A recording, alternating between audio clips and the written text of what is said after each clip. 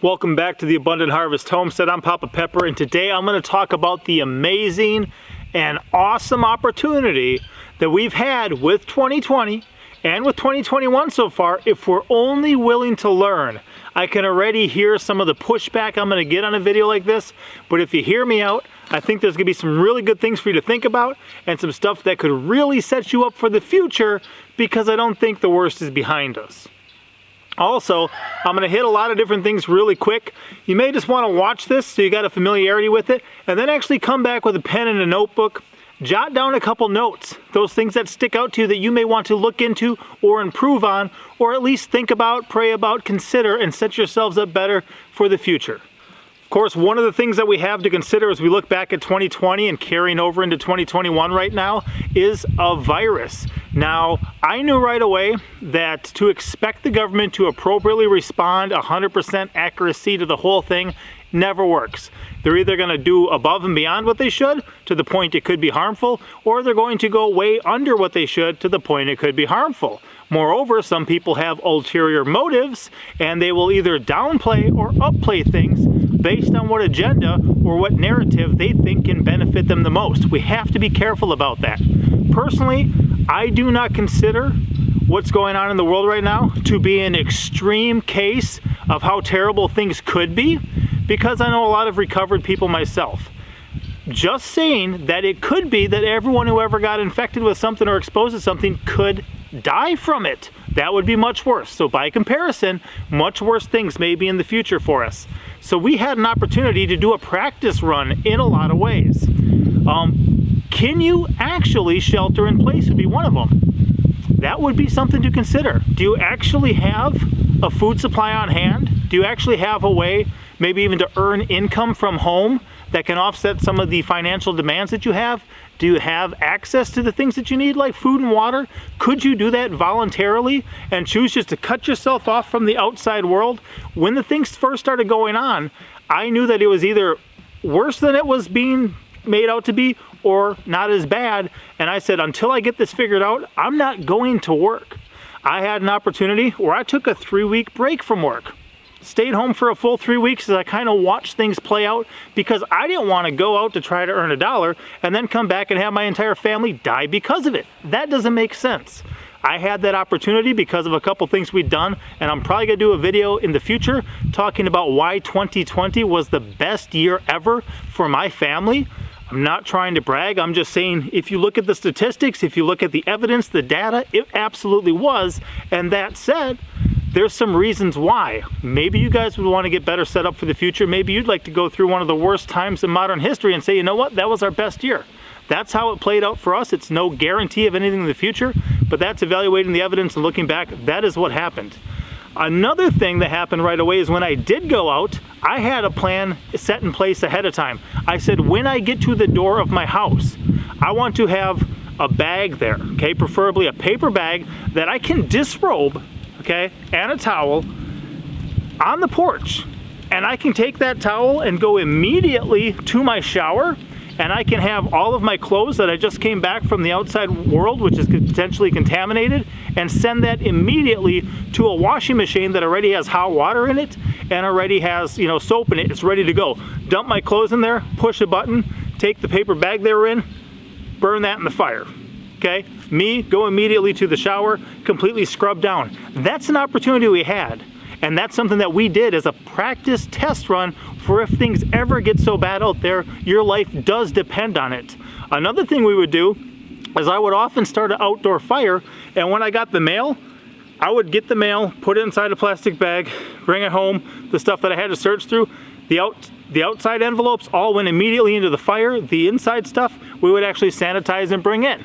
It didn't last long, but for a moment we did that just in case we need practice and a frame of reference and some experience with that in the future. I didn't know how things were going to play out.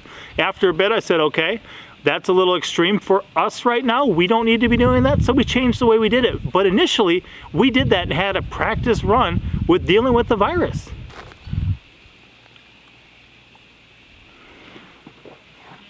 So lockdowns is another interesting one. As I mentioned back in the first one, it is one thing to have the freedom to be able to choose to isolate yourself, to choose to lock down your own property. We've done that before on our property for various reasons, okay? We can go on a lockdown and we can chill and sustain ourselves here for a time. At the moment, it's probably a limited time. I'd like to get to the point it could be years, okay? But then you also run into a forced lockdown. If you are voluntarily choosing to lock down, you're normally set up for it. It's your idea. You're exercising your freedom of choice, your free will to choose to do that because you're aware of things on your own property, how things are set up, and what you think you can handle, you know, by isolating yourself, by locking down, by sheltering in place. However, when out of nowhere the government forces you to stay in place, that's a different story. And that may happen again. So maybe now's the time to stock up on some essentials, get some supplies, protect yourself, you know, just with sustaining the things for life. That is important, okay? Looking back on the things I already mentioned, though, some of the stuff that's gonna come into play, you know, you gotta set yourself up with a way just to have food, have water, be able to handle isolating yourself from a potentially infected world out there. And one thing that comes into play with us is debt pressure. Okay, if you are in debt and you do not own your vehicles, you do not own your land, you do not own your house, you do not own your education, you got a bunch of credit card bills, you're gonna have a much higher pressure on you to go out and potentially risk your life to make some money to take care of that debt, to keep what you have. Okay, the bank holds the note, but you have it at the moment because you are in possession to a degree. You're going to have that pressure. If something is absolutely life-threatening out there and killing all sorts of people, you're going to have a pressure to go out there and expose yourself to that, bring it home to your family. Not a good idea. Thankfully, we chose years ago to make debt an option that we would not entertain. We've been able, by the grace of God, to keep ourselves free from debt since then. We always have that opportunity. I could go take out a $10,000, $20,000 loan right now. I could do that, but I don't want to, and there's reasons I don't want to. Another thing you may want to consider is thinking about when the government said that some people were essential and some people were not. You have a job, a lot of us, right, to fulfill a certain requirement of the financial needs of our family. If all of a sudden we chose a profession that is suddenly considered non-essential, that puts us in a very tight pinch. And that's one of the problems with having all of our eggs in one basket. It's much better for us if we can have multiple streams of revenue, multiple streams of income. That's much better. And in hindsight, we can look at some of the things that they say are non-essential. It's also very unfortunate that a lot of bigger businesses, whether it's, you know, a big food store versus a little market, whether it's a big like hardware store, multi, you know, superstore type thing versus the smaller shops, whether it's fast food versus a mom and pop restaurant, a lot of the big ones were considered essential. A lot of people's livelihoods were non-essential and taken away. That's dangerous. What can we do to protect ourselves from that in the future? What things can we set up? What other business ventures could we take on to set ourselves up to not have to kind of be checkmate, endgame, your business is done, you lose. Or you are an employee that is no longer essential, you can't go to work, you must stay home. And you will have no income right now, and maybe over the course of like the next year, we'll give you a couple $1,000s. That's not a situation that we want to be in, so what can we do now to set ourselves up for it? Again, I do not know the future, but I would not think that this is the worst thing that's ever going to happen within our lifetime, and I do think there's a lot of opportunity for things to get exponentially worse even in the near future. So let's talk about those shortages too. And just so you know, when I'm talking about shortages, we're going to use a couple examples from the past and then creatively think about things in the future. Toilet paper was one. That was a shortage. Beans, rice, other food was a shortage. Meat, yeast, things like that was a shortage. A lot of places were even rationing things where you would get to have one per household. That's unfortunate when some households are one people. Other households are like 10 people, okay? There's a lot of variety. So I knew some people who would go in separately, husband and wife, each take like half the kids. They would get the one. They would get the one, you know, limit one per customer. So that's what they would do. You gotta watch when all of a sudden things that you're used to having readily available are suddenly said, nope, you can only have one, or it's not on the shelf at all. That's something, okay? For us, for a while, butter was just gone from anywhere locally. Thankfully, we know people that we get raw milk from cows from. We know people that we get raw milk from goats from. We're going to be milking our sheep soon. Take the cream off the top, shake that up, get your buttermilk, get your butter. That's something that you guys can learn and be exposed to right now and practice. So that way, if you want butter in the future and it's maybe a non-essential item or it's something that just isn't available at the store, you're set up to be able to do that and you have the experience to successfully do it rather than learning when your back's really against the wall. That's a dangerous time to do it. Another thing, even our 10-year-old daughter, she has a sourdough starter. She's keeping alive, she's feeding stuff, we're making some wonderful pizza crust, other things with that, but with sourdough actually catches the wild yeast that's in the air and uses that. There was no yeast at the store for a while too. We like bread products, we like baking things. So sourdough is a good way that you do not need to purchase yeast to be able to continue to have those things.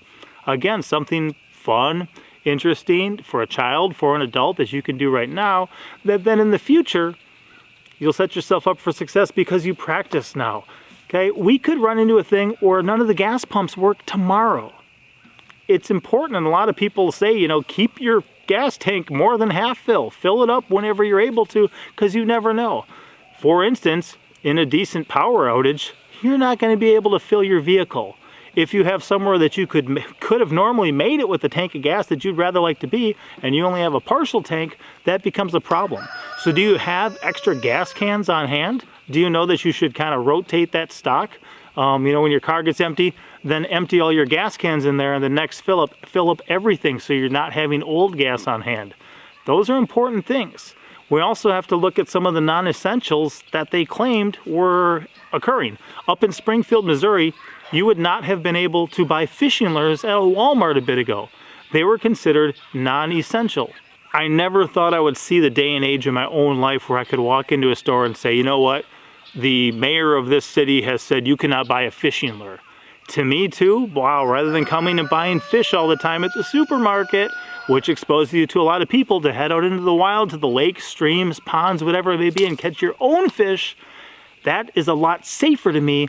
And it is essential. That's my opinion.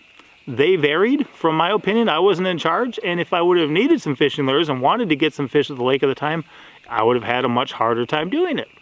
Same thing with the seeds. A lot of places around this country, seeds were non-essential at stores. For the same reason, I disagree, because if you plant some seeds and you get food coming in on a regular basis, and then you let some of that go to seed, and you can do the same thing next year and years to come and decades, that's a lot better than constantly running to the supermarket for the same thing. That's what we do here. I'm actually out at the edge of part of my garden.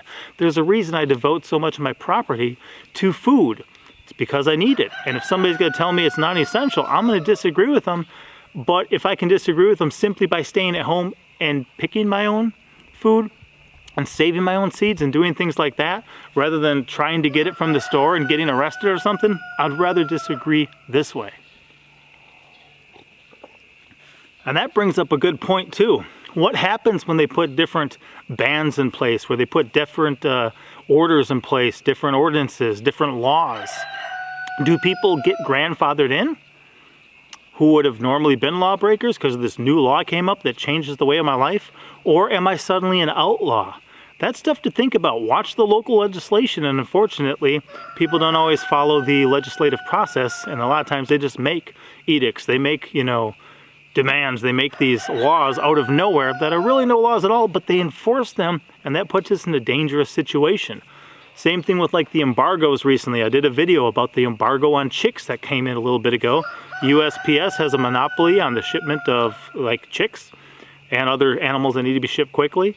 All of a sudden they say, we're not doing it for 2 weeks.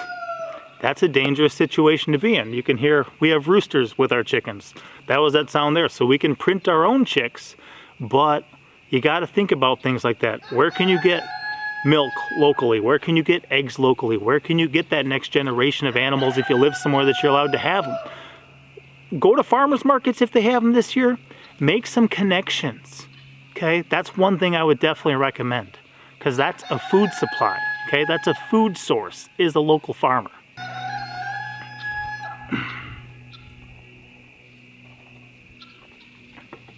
Then one of the test runs one of the practices, one of the learning experiences we had this year would have been extreme cold. I come from Wisconsin originally. I've lived as far north as Green Bay. I've lived as far south as New Orleans, Louisiana. So I've been across a lot of this, spent a lot of time down along the United States-Mexico border too. I know how seasons work. I know how heat works. One thing that people up north need to consider is that houses are not built the same in the south. Vehicles are not the same, okay? They have different cold cranking amps for their batteries up north than they do down south. They have different oil, a different weight oil you put in the vehicles in the winter down south versus up north. So if you look down south and say, oh, that's nothing, we deal with that all the time. Yes, you do, and because of that, you're set up to deal with that all the time. Now, a lot of people further south, as we deal with global warming, right, had some really extreme cold temperatures. That led to a lot of issues, and they may be recurring in the years to come, something to think about. So how do you heat your house?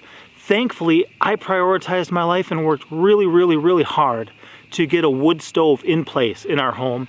And on January 14th, we actually lit that wood stove, and it's not completely gone out since. We haven't had to relight it. I thought it was completely out, but my 10-year-old, it started getting cold one day, and she goes, Dad, can I start that back up? I said, well, sure. She just kind of raked around the coals under the ashes, started it right back up. We can use wood heat. That was huge for us because I can guarantee we would have been out of propane. And I even seen a neighbor getting some the other day, talked to the propane guy for a minute. I said, hey, if you're passing by mine anyway and I could use some, can you just stop in and do that, or do I got to schedule an appointment? And he says, well, no. He's like, even we are only able to give people half of what they even request right now because there's a shortage. So rather than giving them all that they request, they only give them half, which means they got to come back again sooner, all sorts of stuff. I'm sure it's not going to work out very well, and I'm sure there's a reason it's going on. A lot of shortages are also created. But how are you going to heat your home if this happens again, or if it happens again and again? What are you going to do in the future? Okay. Another thing is even being able to travel. As I said, have a full tank of gas and have some experience with some winter driving. Don't always go out if you don't have to, for sure. And if you have somewhere that you would like to be, sometimes you got to say, you know what, that's just my preference. It's not a life-threatening situation, but if I drive in these conditions, it could be life-threatening. That's dangerous. With the cold temperatures, a lot of people run into different issues with freezing pipes breaking, even people off-grid and stuff, or using water catchment, things rupturing. Do you know what to do in the future? Is there a way to insulate your water lines better now? Is there a way to leave the faucet on overnight? Is there a way to put a heater, thing around it? There's some different things that are built for that you could have, that in the off chance you need to, keep it warm for a couple nights, you can do that, and it might save you hundreds of dollars by that smaller investment in the heater for it, than if you get a ruptured pipe or something like that. Is there a certain amount of your, water catchment system that you need to let out if you're going to experience some extreme freezes? Or is the whole thing just going to, rupture and blow open? These are some learning things that we can think about, especially after kind of having our world shook a little bit and being exposed to those things right now. Another thing is, power outages. In the event of a power outage in winter, that's one of the reasons we moved 750 miles south. One of the reasons. I thought, you know what, where I was and how I was set up in 2015, I said if it was winter and the power went out, it would pretty much be checkmate endgame for me. I wouldn't be able to feed my family, limited time only. I wouldn't be able to heat my house. I wouldn't be able to, I forget. Oh yeah, even see at night or things like that in a power outage. How long till all the batteries are dead, right? I thought, you know what? If we live somewhere where it's kill a goat, light a candle, and throw a log on the fire when an extreme power outage happens in winter and life goes on, that's much better, rather than dying an avoidable death in a different situation. It's one of the reasons we moved outside of city limits. We moved away from some of the zoning laws, some of the ordinances and things like that.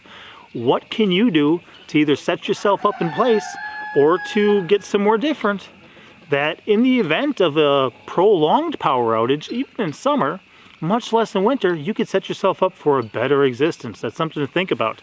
Also, like down in Texas, if you noticed with the fixed rates, a lot of people had fixed rates, but those that didn't all of a sudden a couple power supplies go down, those that remain become you know, a higher demand, lower supply. They had thousands and thousands of dollars worth of a 1 month bill just for electricity. Now big businesses and, you know, rich people and things like that, a lot of times they know all these things. They go, no, there's no way.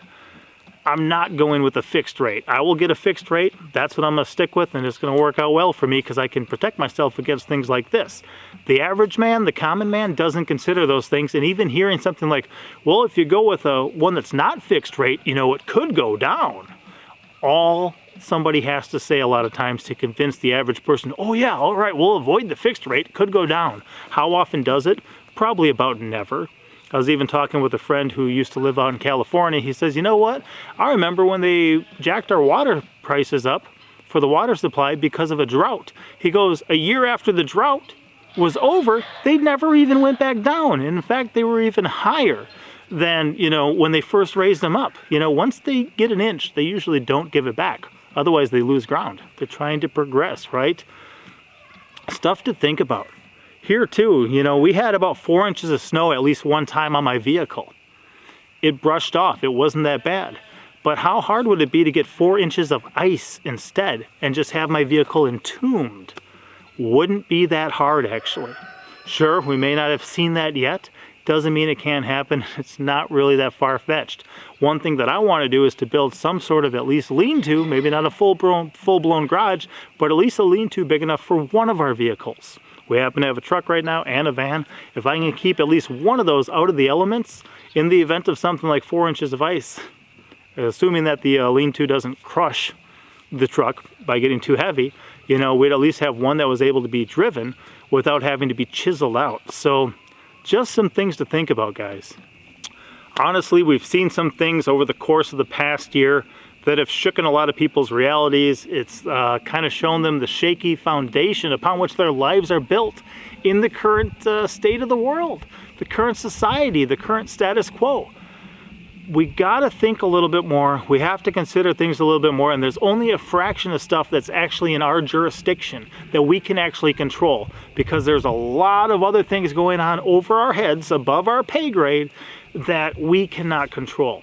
So we need to think for a minute, use opportunities like this to educate ourselves, to learn, to be that added push, that added encouragement to master some of these skills. Like maybe it's sourdough, like maybe it's making butter, maybe it's learning about different ways to heat your house, other things, whatever it may be. Now is the time.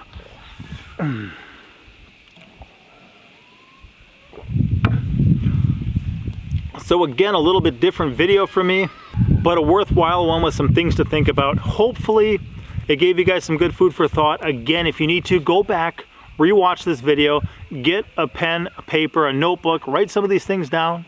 I actually had about 4 pages of notes myself that I had written down to make sure I covered all this stuff, and made this video, you know, as much of a blessing, as much as some good food for thought for you guys as I could, rather than just, you know, winging it and forgetting some really good stuff. I actually spent a couple of weeks kind of here and there jotting down things and thinking about different things just to make sure I had a lot of bases covered. There's probably some stuff I missed. If you guys can think of some good things that are worthwhile for people to know, leave them in the comment section below. I can only pin one comment, but the more thumbs up you guys give those comments and the more interaction you have with them, the higher they get moved up too. So if you guys scour the comment section, find some good things, feel free. You know, give them a thumbs up and try to move them higher in the visibility so that this can be a better resource for people, is just even finding the comment section of this video. I appreciate you guys' time. We'll see you next time. Be blessed. Papa out. Thank you for watching.